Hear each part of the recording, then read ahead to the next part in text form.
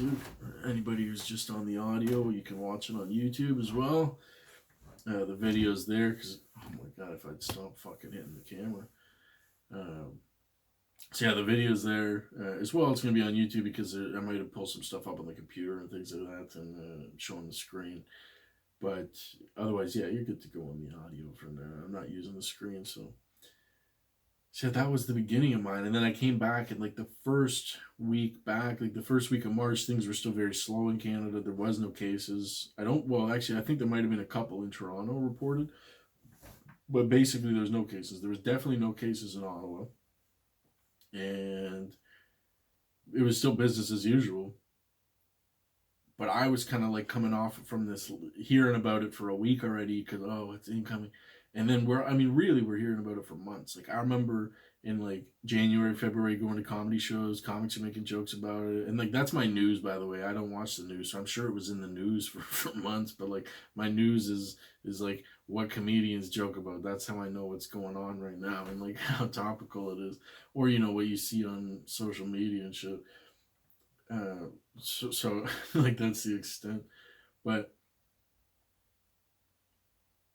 yeah, I felt like I was in it for a little bit, and so now I'm like 4 weeks deep, a couple weeks on, full solo quarantine.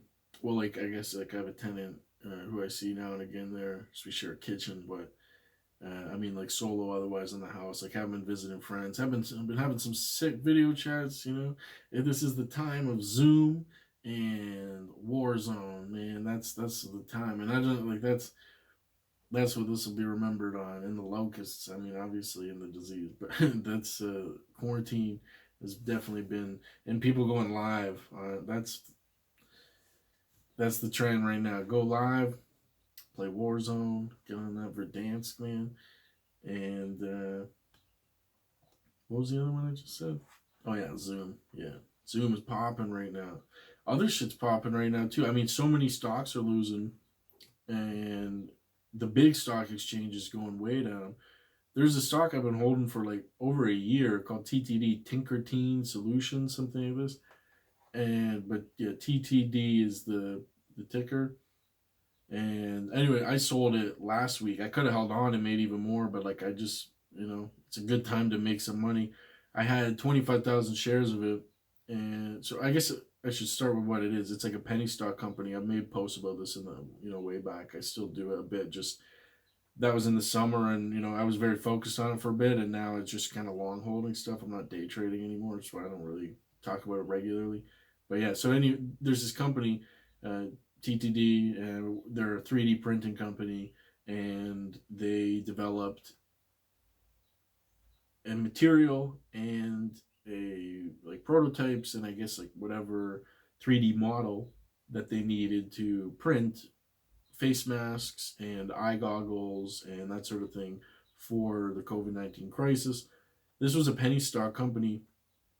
I bought it was when it was worth like 4 cents a stock. It's like 4 cents for one. So I had 25,000 shares, so that's $1,000. And it was at 2 cents the value. So I was actually losing money at this point as of a few weeks ago on this stock. It was at 2 cents. So I was like 50% down on it. And that happens. But then they made these announcements and all this stuff and like how they're doing this for COVID. And then it ended up going and how, so basically they're producing tons of manufacturing lots of materials now and getting them out to all the people who need them. So they're making lots of revenue from sales, and therefore, stock prices are going to go up. More people want to buy them. So I ended up selling my shares, almost doubled my profit or close to it. I sold them at like 6.5 cents. So if it was 8 cents, I would have doubled. And now the stock's selling at 12 cents. So if I held on even like another week, I would have actually, made a couple $1,000 instead of just like 25, what was it, 12.50 or something like that. So either way, making some money and it's a good time to have to make money and save on investments and that sort of thing. But I was also happy to pull money out of the market. It could have went the other way. It's up to 12 now, but it could have just leveled out, which is what it did. It went up and then it leveled back out and went back down. So I could have lost money again, but you never know. And they reported some sales and stuff recently. So that's what that went. Like I said, podcast about nothing. I mean, it's about something, but I'm all over the place right now. I'm just chilling. I'm chilling. I've been talking to friends on the phone. We've been doing Skype. We've been doing Facebook. We've been playing on the mic, on COD and shit. And a lot of phone conversations. It's been a good time to catch up, but still, like, all the people I usually hang with. We were drinking on, was it Friday or Saturday night? We had a good, took some video call shots, and that was chilling. Just hanging out for a while. Everyone talking about their quarantine experience, and everyone. That's kind of when I realized, like, everyone is a bit on a different vibe. Like, some people are fully working at home. Some people are still going to work every day. I thought everybody was just not going to work right now, and I hope that was the case. I mean, we should just. I guess there's some jobs that definitely just have to be done at work. But then if you could just have a couple weeks, paid, wouldn't that be great, to just not go in? I guess it really depends on the industry and everybody. I don't want to keep breaking this up. I'm gonna check the camera though, just because I kept hitting it with my fucking.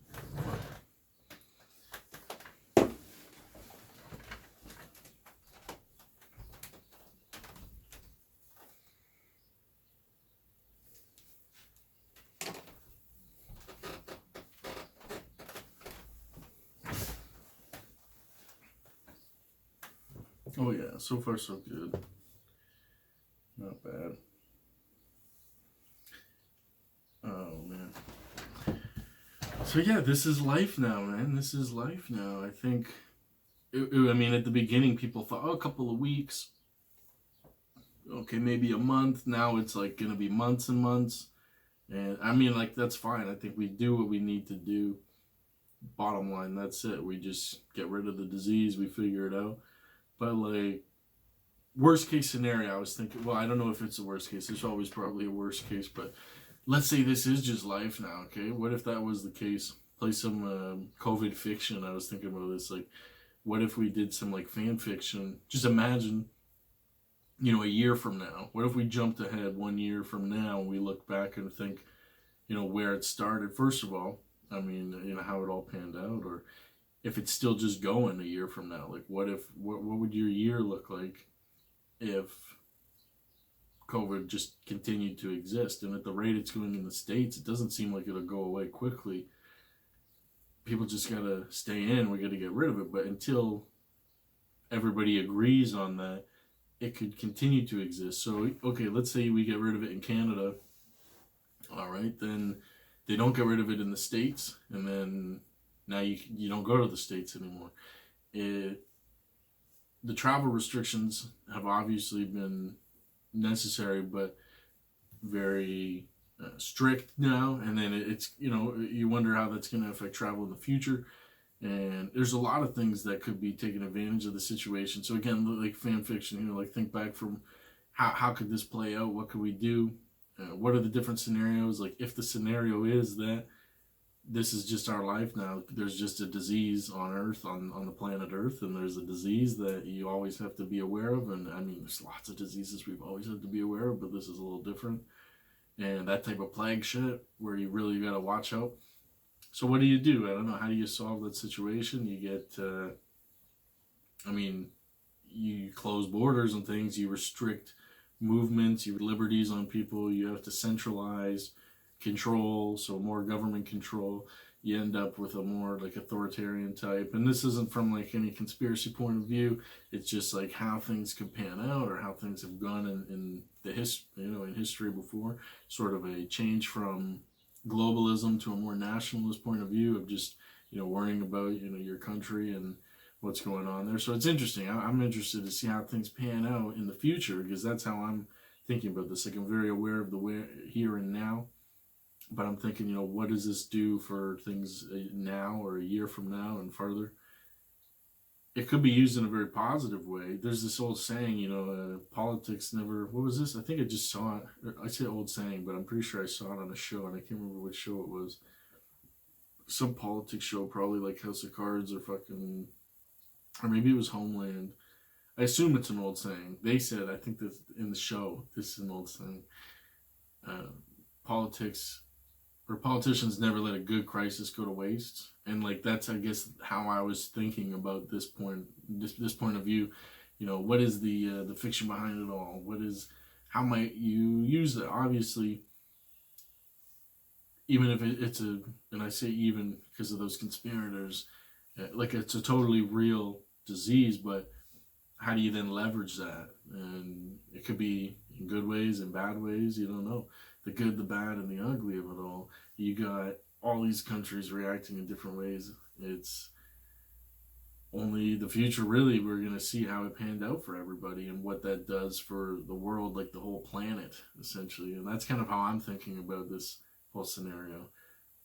On a solo level, it's fairly easy to restrict your actions. And I think people are going to be so pissed, and eventually when they have to go back to work, like if you were the lucky people who got to work from home, I think you'd be pissed because then you're going to realize you could do your job from home. Like this whole time, you're like, wait, why am I waking up and going and spending all this time driving, commuting when I can do all this stuff from home and we can do all this remotely? So in a way, this could be the rise of virtual communities, you know, like clearly people have been using Skype and Zoom and these types of apps for a long time, and virtual communication, social media on the rise. But this could be, you know, when there's a problem, there's a solution, which could be this virtual world. You know, if that's the world that we live in, there's always COVID now. What do you do? Or if you, but then you have to go back to work and you're like, oh, let's say there's no COVID now. You go back to work and you just, everything goes back to normal. And, you know, hopefully there's just some change, I guess, and in a good way that comes from all this, whatever the world is, whatever the state of this is. And, yeah.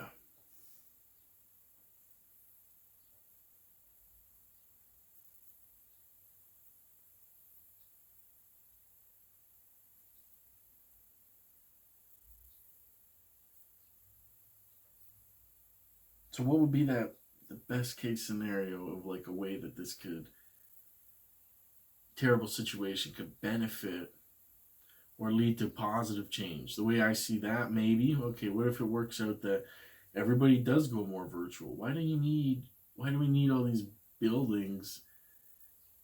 You know, everybody who could work from home, like you build an extra building and you get all that additional overhead and then all the energy that goes into that and the resources that goes into these buildings and running them and the waste products.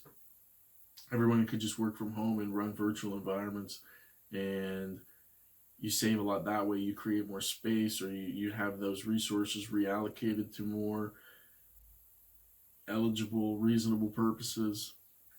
You, well, first of all, it wouldn't be great to have limited movement, but if that is a fact of a, you know, post-apocalyptic, this is the world we live in, there's a constant disease and threat, maybe you get companies like Amazon that's stepping in, which are already stepping in, doing, you know, a lot in terms of making electronic and mobile deliveries. So that's happening at scale now. And you could have more and more, you get the drones coming in, the drone delivery. This has kind of been peddled within the past, you know, we've been talked about. And now you end up with drone towers. You end up building more safe cities. Everything goes electric.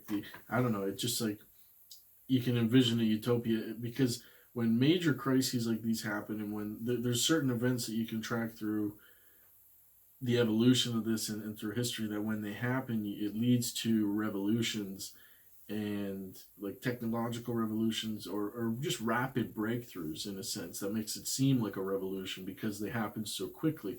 If you want to make massive change at scale across countries or across worlds and political systems, economic systems, healthcare systems, you can't just do that overnight, not without the aid of a pandemic, or, you know, leveraging the crises in order to make that change and impose those restrictions. Canadians, Americans, Europeans, you know, people would not have agreed, and whether still a lot of people probably don't agree, but whether or not that's the case, people wouldn't have, you know, been on board with closing borders if something wasn't happening, right? So again, it's a very real situation and these things are happening, but it's good to look on how this might affect us, and then how that might lead to change in the future. Like, what is the world that we are going to live in? These are the ways I like to think about it, and I'm totally on board with the fact that the disease could die in a couple of weeks, or more realistically months, and everything is probably just back to normal, relatively speaking, within months or a year's time. But I like to fantasize about the ups and the downs of exactly it could lead to a rapid progress in changing the corrupt parts or the disadvantaged parts of certain systems, like the healthcare, economics, and military constructs and so forth. It could just rapidly lead to good things in that way, if it's used in the right way. Or you never know. Yeah, you never know what's gonna happen. So anyway, that's just fucking some rants and random thoughts that I've been having about during my quarantine experience, and over the last however many weeks now. Everybody's got a different idea, but it's hilarious. I don't know. I like all the jokes. I just follow. Everybody's got different. I mean, you want everyone to be well. I mean, that's the bottom line. Stay safe, stay healthy, but just so many people. And I mean, it's not even jokes, I guess. It's more like observational comedy of just some of the ridiculous shit that's going on. And some people just gotta fucking chill, man. Like, I mean, there was the whole toilet paper thing. Like, if you look back on this, one of the memes I saw is like, you've probably seen something like this before, right? When it's like, well, imagine it was, 2050, and someone was telling you about, or whatever year it was, or no, it's the other way around. They're like, imagine it was, the year 2002, and somebody told you that Trump was president, and there was a plague, and there was locusts, and the NBA and sports got canceled, and just I don't they just kept going and going, and it's just, I mean, yeah, when you draw out that reality, it's pretty hilarious. It's really ridiculous, and it's just something that in retrospect is only going to be entertainment. I guess it's all terrible, but the amount of, like, the fact that these people, just how the behavior is ridiculous. It's so, they're humans, you know what I mean? These are people. They're and it just shows the range of people that exist in the planet. There's 7 billion of us. There's so many different people. Like, as a species, we're an insane diversity of how mindsets and things, and cultures. It's just, it's amazing, but it's hard to believe that it's even been functioning for this long, and then you end up with these types of scenarios, and you wonder, what is going to happen. I think maybe I'll watch too much apocalyptic TV shows or something. But in the meantime, I'm just trying to do my job. It's been a very productive couple of weeks, actually. I mean, I've been, working every day from home, writing lots, a few papers that are getting wrapped up right now. So, like, every day, crushing it on these papers, and then, like, every few days meeting with the bosses, to review all the work, and then, just constant progress on that. It's good. Been recording some episodes, catching up on hella TV. Man, I don't know if you've seen the show American Vandal. Damn, that show is hilarious. It's on Netflix, 2 seasons of it. And, like, yeah, I don't know. It's a very good show, hilarious show. I've just been, crushing through random things, whatever's recommended to me. The Purge, that's probably another one. We were talking to my buddy the other day, and, like, we on accident, like bionic accident, bionic bunny, Arthur, man, train of thought, bro. AARDBARK. AARDBARK. Yeah, so me and my buddy, we were talking, and, like, we were talking about COVID and all the quarantine, and, like, almost we're calling it the Purge, just on accident, not like that it's some purge, but it was just like, oh man, but purge is soon, or quarantine, and then this and that, and then, like, there is talk about more deep quarantine though, right? They're gonna lockdowns in some places, and they already had lockdowns in, like, China and stuff, but now they're talking about lockdowns in, like, California, and man, you start restricting Americans' liberties, and they get feisty, man. They get anxious about some stuff, they all got guns over there too, like. I don't know. I'm just glad I made it home here early, and I'm also glad I made it to New York just to fucking get there and have fun and see all the clubs. Like, I was thinking of doing a whole New York episode, but then I realized nobody gives a fuck about my trip to New York. Like, at least not enough for me to do an episode about it. But like, there was just some things about it that I thought would be useful to put in an episode or to talk about for comedians that would bring value to them, just about the clubs that I visited. So between Boston and New York, I went to like 6 or 7 different clubs. So I was in Boston for the interview at Harvard, but then I went to a bunch of comedy clubs while I was there, just because that's how I was spending my evenings. That's how I would love to spend my nights, especially when you're solo traveling. Like, I'll find a show, comedy ideally, or live music at a bar, or go to theater or something like that. So I go to a bunch of comedy shows, visited a bunch of clubs, and I was just going to talk about those basically to give an idea of great venues to visit if you're in town. In town, I think people were looking. I kept saying things. Oh, in town, but they're like in New York, like the biggest, like Manhattan. They're like, we don't call it in town, but like that's what I'm saying. If you're ever in town, if you're ever in Manhattan, or if you're in Boston and you're looking for comedy clubs, and there's some you can check out. Like, so in Boston, I really loved the Boston Improv. I had a great time there, and met some of the comics who were doing the improv. A hilarious improv show, and I really admire good improv, and it's really good improv. And every time I went to one of each club, I talked to them about what did how do you go about getting on shows there. I mean, I nudged to ask, like, oh, any chance I could get on tonight, kind of thing, like last minute spot, even though it's unconventional and not the way I know that that's not how you go about it. That most places would have a sign up procedure, but I just I'm figured I'm in town, I'm gonna ask and just kind of get the idea of how if I come back though, how would I actually sign up officially to do sets there? How would I get booked there? That sort of thing. So yeah, Boston Improv. I talked to the manager there, Matt, and he books a lot of these shows. And so they have like like a lot of the clubs, they have resident improv artists who are comedians, and they do so they'll book for like a whole month or something, right? And they do that show. So I really liked that model actually. It was more like a Broadway theater type, like a big city center theater type model where okay, you're on a month and you do 1, 2 shows a night all month, and that's the show that's booked that month. So you're a theater group, and your theater group builds like a business around that because you're well represented, and so you kind of build your cast. Or it's like 4, 5, 6 people, and then I actually ran into one of that cast the next day in downtown Boston. I was just getting lunch. I can't remember what this place was called, but fuck, it was the best lunch.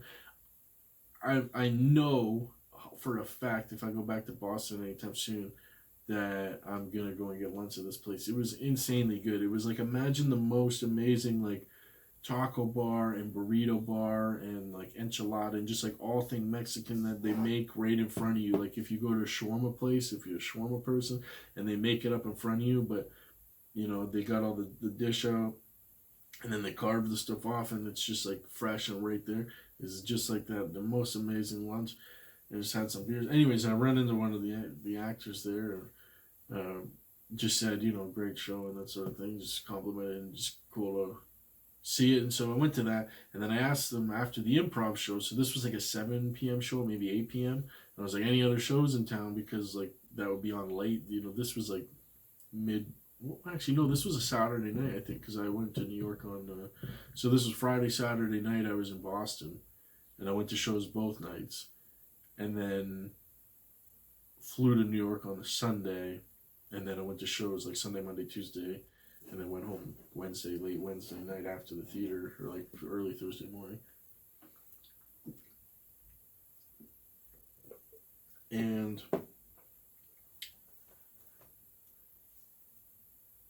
I went from the Boston Improv, took an Uber, and I went over to the Boston Comedy Studio. I think that's what it was called. Oh, fuck, I'm gonna be pissed if that's not what it's called. Yeah, I'm sure that's what it's called, the Boston Comedy Studio. Yeah, owned by Rick Jenkins. Shout out to Rick, super nice guy, very hospitable and just really welcoming. It was nice. I went there. I showed up for the show just to watch in general. I wanted to go to the show, and again, same thing. Like, it was a new club. I'd never been there, so I, I found out he's the owner, and so I introduced myself to the owner, and also shout out to Eli. I met him there. He was one of the producers of the shows, so like he doesn't own the place, but he produces the shows there, some shows there at the club with Rick. So I met them there, and then Rick was nice enough. He invited me back to meet the comics and just hang out in the green room with everybody. And that was on the Friday night, and we had it was really nice of him to do that. And we had a good time just chilling, and amazing show, wicked venue. Both venues are great, by the way. The Boston Improv was a perfect venue for improv and for like theater.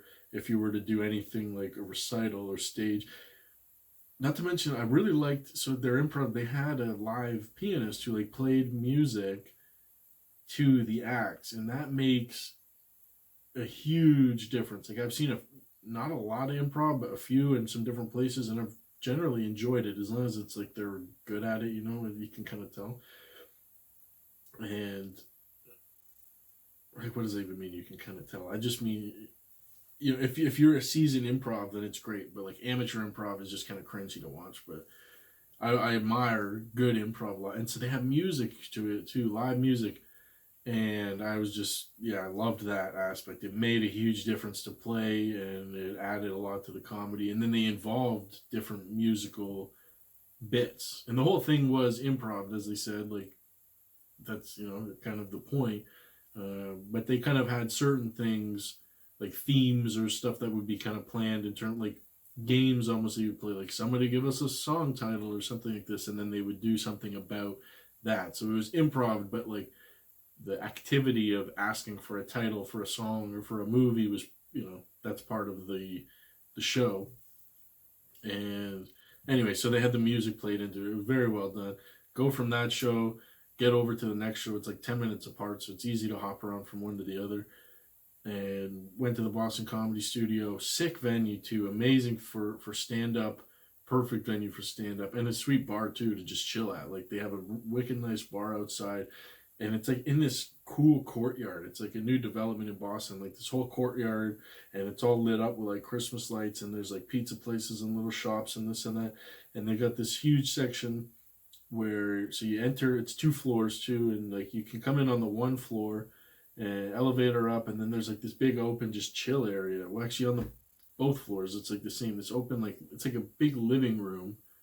Like you just imagine like a very comfortable rich person's living room, and then it's just there on the floor, like the main floor, and then you go up to the next floor, and then it's just there, and you can just like hang out and chill or kind of eat. And that's like part of the communal area of this entire courtyard, which is directly attached to, like shared by like specifically the comedy venue. So it's kind of like attached to that. Then you go into the venue and they got this huge bar, nice place to hang, and then a separate, you go from the bar to the next, and there's like a separate bar in there, and then the big showroom probably seats at least 150 people.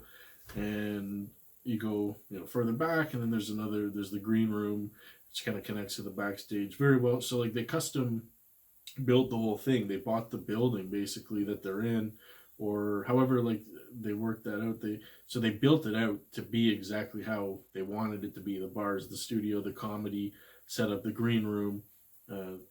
So that's amazing. That's why it worked out, I think, so perfectly. So that's still the Boston Comedy Studio. And then Saturday night comes around, and I went back to the Boston Comedy Studio, and I just watched a couple shows there again.